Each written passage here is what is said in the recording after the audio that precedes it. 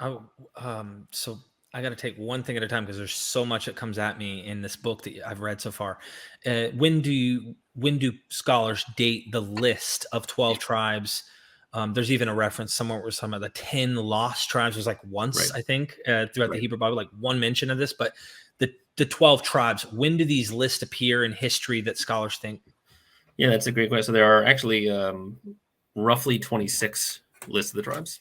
And a lot of my work has really been about just how many there are because people don't really talk about that. They talk about the tradition, they don't talk about how many lists. We don't know when they were all written. So scholars will differ on this. But we all agree that the vast majority of them were written between the 6th and 5th centuries BCE, which is to say, there's 15, I think, lists in the Pentateuch. Almost all of them by the Pentateuchal author we call the priestly author, who everybody thinks is an exilic or post-exilic author.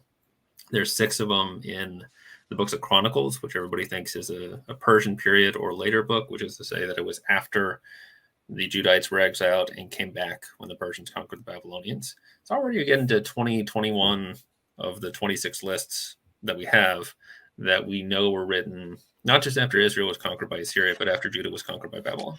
So again, just a really straightforward reading of the evidence suggests that at the very least, this is when Judahites got really interested in the 12 tribes of Israel. And then when you start adding to that by saying, can we really prove that this tradition goes back much earlier? It's hard to do. There are some people who say this list is early so that, Genesis 49 is a normal 12 tribe list. Many people think it's pretty early. So somebody might point to that. I think it's probably built from parts a little bit later on and some of the parts early. But an example of how the Bible actually deals with these tribal traditions is what you mentioned, the lost tribes.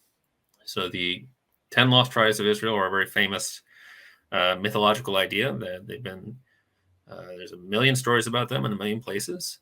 But the odd thing about it is the number 10 doesn't come from the biblical account of the conquest and loss of the tribes of Israel. It comes from one text, like you say, 1 Kings 11:12, which describes the division of David and Solomon's kingdom into 2. And it says that the Israelites had 10 tribes and the Judahites either got 1 or 2 of this 12. Doesn't name the tribes of Israel. And I think it's more complicated than a lot of people think. But either way, when we get to this 2 Kings 17 text that describes this conquest, it doesn't say that 10 tribes were lost there. It just says that all Israel besides Judah was. So this is a story that's taken on the life of its own, the same way that the 12 tribes tradition has. So is it fair, just to be simple, it's fair to say there's not a unified story about this tribes and lost tribes and stuff. So if people are painting a narrative in their head that like, well, there is literally 10 lost tribes. That's only one That's right. passage. There are variations of this myth that are all over the place. So the Bible's not telling you one narrative. That's right. And there's 2 different texts. I mean, it's the text that happens 200 years earlier, before the tribes would have been lost. It says there were 10 tribes of Israel and 2 tribes in Judah. It's never, no other text tells us how many tribes lived in Israel. So the text 2 Kings 17 that tells us that all of the tribes that lived in Israel as opposed to Judah were lost into Assyrian exile, which first of all, that isn't true, which we can talk about as well. This gets into the Samaritan issue too. That's right. Yeah. But that text doesn't say 10. No other text says 10. It doesn't name them. It doesn't say which tribes went where. It just says they went into Assyrian exile. And so then there's a huge body of traditions, early Jewish traditions, some early Christian traditions that eventually expand really across the entire world about where some of these tribes went and who they might be. But the Bible is very unspecific about who was lost and how many and so on. In the introduction of your book, I think you take the idea of a more earlier, later, like in the Persian period, maybe. And I wanted to ask your thoughts on this because you say Persian comfortably. Like, I'm cool with the Persian era being when this stuff is actually being written, compiled, the priest and whatnot.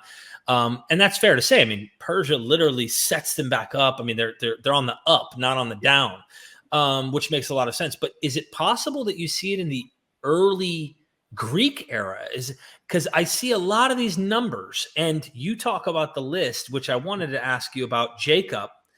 You mentioned how Isaac births or has the Bible does seem to indicate it like almost like the man births the children, but Isaac has 2 children, Esau and Jacob, and these are 2 nations And then there's 12 sons of Jacob, and they're Right. not nations. They're Yeah. like, so what's going on in the myth of this genealogy? Yeah. And how does this play out? Does this have any connections to Greece, you think?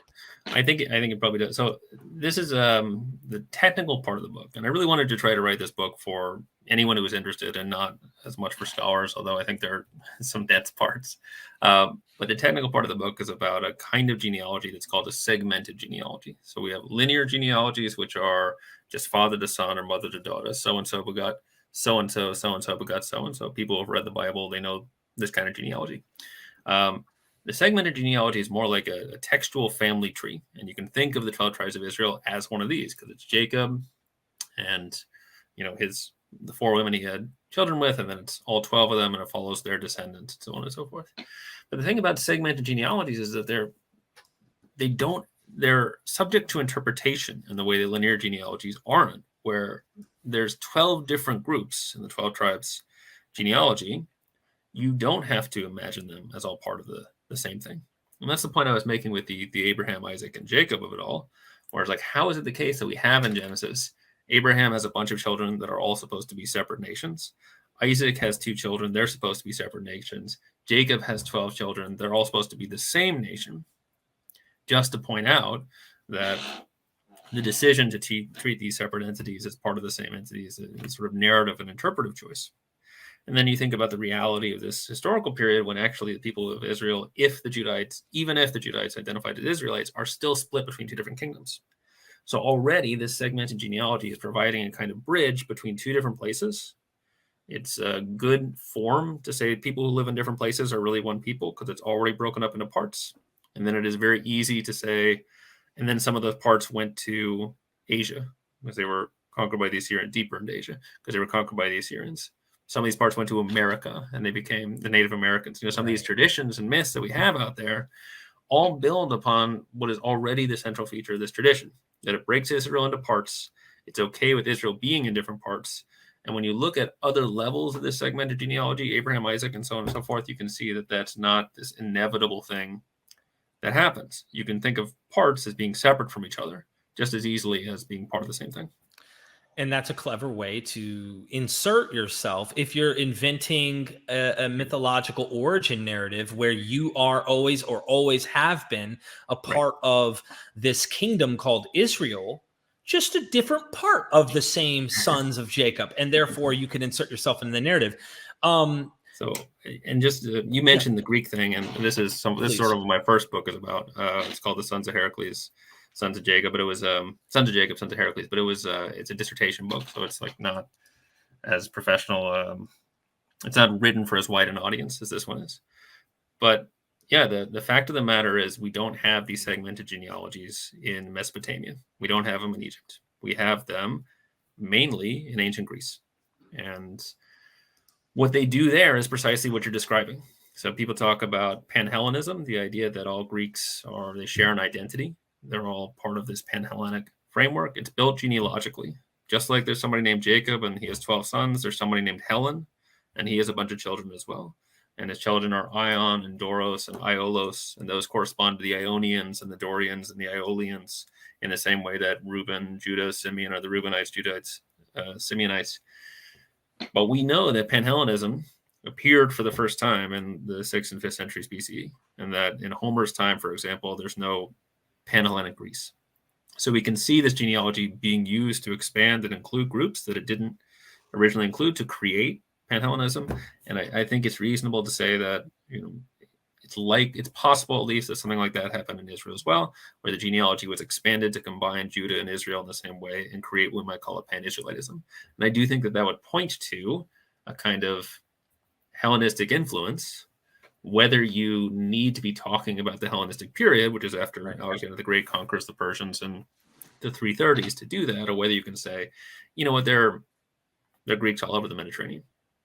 We know the alphabet made it from Phoenicia to Greece in the 8th century BCE. We don't, things came back as well. They don't need to be under Greek rule to be influenced by Greece. But on the other hand, who knows? I think it's there's a lot of people who think this is Hellenistic stuff instead. I was going to say, you could see how this gives a bone to minimalist, but it's like, hey, you can have it. But it could be the case that it's minimalism in this respect, and then maybe just earlier traditions, that are being kind of compiled into their own formation of stuff. Something to mention about the Greeks is, as I was studying, the Athenians seem to be, what's the term? I guess, is it fair to say xenophobic? I don't know, but it's like they had an extremely exclusive tribalistic view that they were somehow superior. That sounds like Judah in respect to the rest of the tribes. And so while the Athenians saw themselves as part of the greater Greece, at least later, as you're talking about pan-Hellenistic period, they still saw an exclusivity. Like, we're really special, though. Like, we descend from the gods in a unique way, and they had kind of their own mythology there. That overlap with Judah. Look at Genesis 49. They get special treatment. And so you'd imagine priests in Judah writing this stuff going, it's us, it's us, baby. Yeah. Did you want to comment on that? When you look at, as you look at segmented genealogies, the way I've come to think of them is that they are tables of contents. And the way that stories that incorporate them work is they highlight some of that table of contents as being more important than others. But the table is just a table. It's just 12 tribes. And the simple fact that you can tell a new story that explains why Simeon is better than Judah or Judah better than Simeon is why there's this 3,000-year history of telling tribal stories.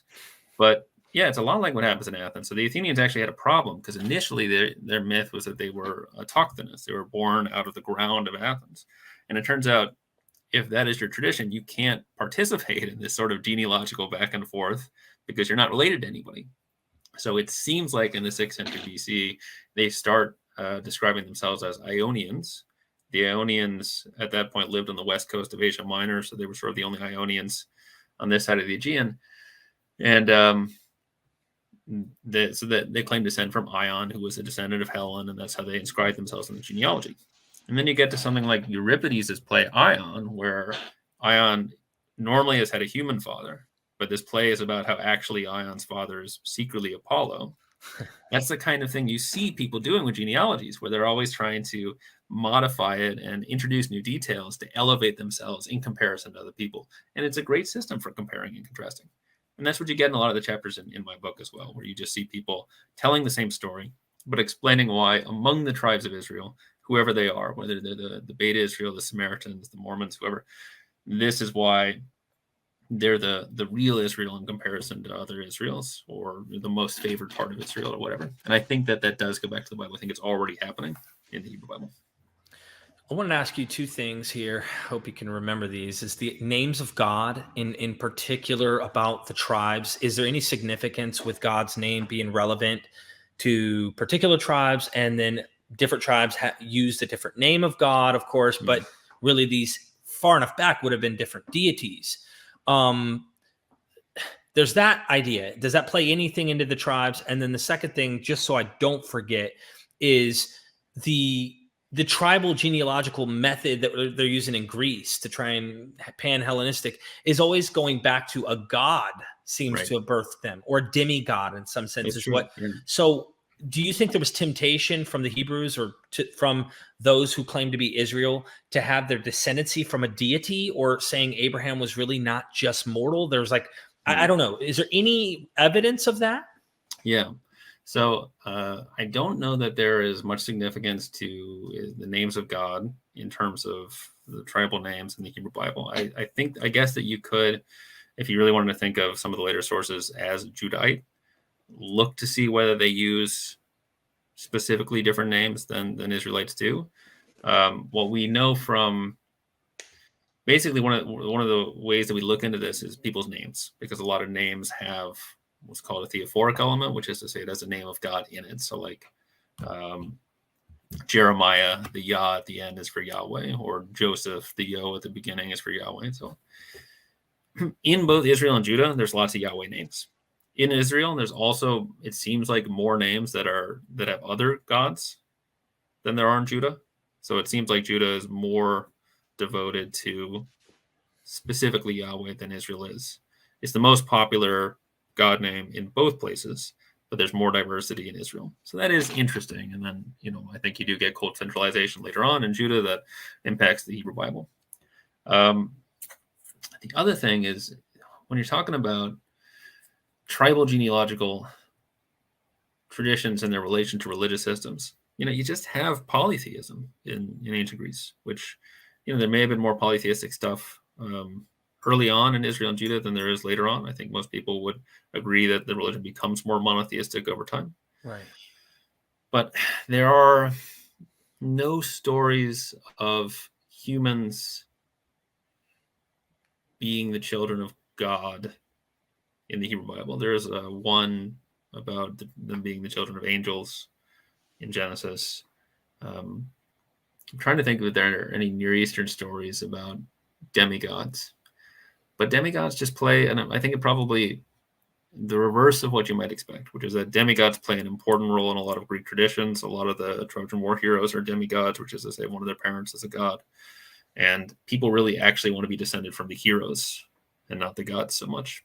In the Euripides example that I pointed out, obviously they wanted to be descended from Apollo.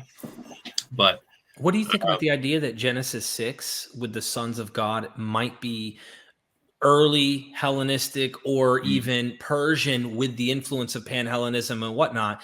Is that this is kind of a demythologizing, not only with Mesopotamia and Egypt utilized in Genesis, but also the Greek heroes, and that they're kind of stabbing at them in a competitive model.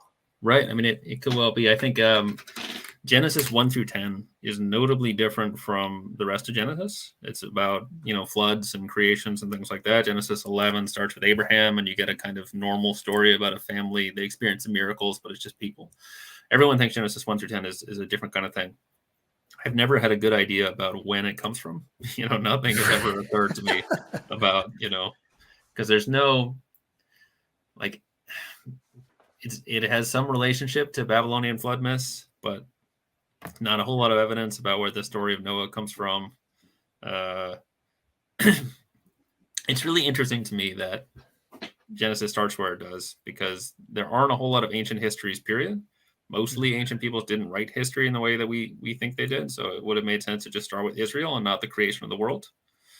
But that in and of itself doesn't suggest to me anything useful. I don't have any insights on that one. I just wanted to throw it out there just to say, I've heard, I don't know if you've heard of Russell Gamirkan. He gets an honorary approach from what's the particular school of thought? Yeah, Russell's a big guy into the Hellenistic origins in the Bible. Right. And, I'm very cautious whatever approach we take, but it's just something to think about along the way. Yeah. So you mentioned, let me pull up my notes here, because there's something that you say. Okay, it appears that Judah inserted themselves into the tribal list of Israel. And I'm going to get to the super chats here in a bit. I just want to get through the beef here. So the super chats are for people who want to join the 12 tribes of MythVision here. What it is they're just financially helping us out, keeping the lights on. But they can ask you questions if you don't mind along the way, and we can just... Sure, yeah. So one of the questions I typed was, it appears that Judah inserted themselves into the tribal list of Israel. Your book discusses becoming Israel, and it appears Judah became part of this narrative. Does this role of becoming Israel go beyond the genealogical model? Meaning, when did people who are not part of the tribes of Israel start becoming part of Israel with no genealogical ties to start with? That's a great point. That's a great question. So one of the things that I always try to make clear when I talk about this book is that when I say the myth of the 12 tribes of Israel, I'm not using myth to mean fake story. It's not really an expose. I do happen to think that there probably wasn't a particularly early 12 tribe tradition, but I'm using myth to mean this is a story that took on a life of its own. Right. That's how I understood it too, as someone who's titled MythVision, Yeah, there you go. But this is the thing about it, because even in ancient Israel, because of the division of the kingdoms, because of all the different things that happened to the two kingdoms, there's no very good reason for Judah to go on identifying itself as Israel when it's its own country, kingdom for such a long period, when it's independent, when they haven't been together for such a long time. And the way the scholars now think about ethnicity itself has changed a lot, and not all biblical scholars have responded to that. So now we think of ethnicity as fluid in a way that we didn't before, so that people, not really consciously, but they do sort of pick and choose who they think they are. So it would have been possible. And here's the example I always use. I talk about the American Revolution. I say, if after the American Revolution, the Americans went on thinking of themselves as British, we can understand why they would do that. Because a lot of the same things are true between America and Britain as were true between Judah and Israel. Similar, identical language, similar religious traditions, family ties, customs, and so on and so forth. Because they didn't, we can see that somebody who creates a new country can change their identity as well. So my point is, whether or not the Judahites are biologically descended from Israelites, whether or not they always thought of themselves as Israelites, and I have my own opinions on the subject that we discussed, but whether or not they are still describing themselves as Israel in a way that is Judahite, in a way that works for them, in a way that makes sense in the time period that they're in, and that makes them not terribly different from anybody else who does it later on. So we can talk about whether or not they really have this biological genetic connection to the early Israelites. I think it's a tough question to answer. But when you're talking about the inheritance of traditions, the Judahites did what they wanted to do with that. Mm-hmm. They constructed a vision of Israel that was theirs, which is what I call becoming Israel. And so did all of these other people later on. So I was really trying to tell the story of people who have taken the story and made it their own from the beginning, without worrying too much about who is or isn't really Israel. I think the Samaritans really are descended from the early Israelites.